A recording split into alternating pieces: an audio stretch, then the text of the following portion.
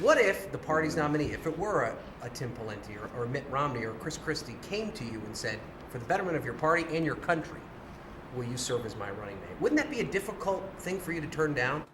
Probably. I can just tell you this, I've been governor for 13 months, and it is an enormous privilege to follow in the footsteps of Henry and Jefferson. I am honestly solely focused on this. I learned as a young lieutenant in the Army, if you don't focus on taking the next hill, you're never going to have the battles that come after that. So I'm really not worried about it. What I am concerned about is that we have an excellent nominee to take on President Obama in 2012.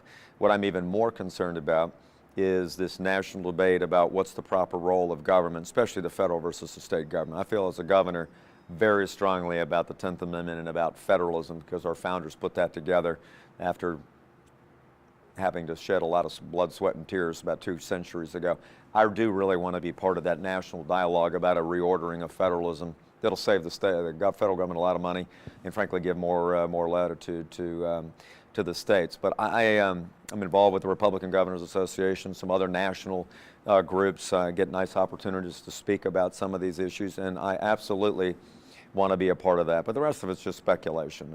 I want to make sure if we have a good candidate in 2012, then I'm going to feel a lot better about the future of the country. You've often said that you think Washington spends too much.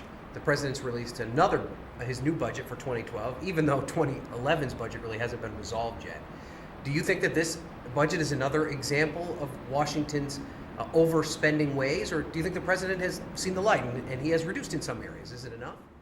Well, if he's seen the light, he certainly hasn't acted upon it, because this budget really doesn't do much. It is a paltry amount of savings in light of the real crisis that we're in this country, and most Americans are beginning to see it. We are about 66% of our GDP is tied up in debt, one of the highest countries in the world, 14 trillion and growing. This budget does very little about it. It actually increases the deficit for years to come and will grow the national debt. That's just unacceptable. It's unsustainable. And I think most Americans get it. The president had a great opportunity to lead on this, make the tough choices, and he blew it.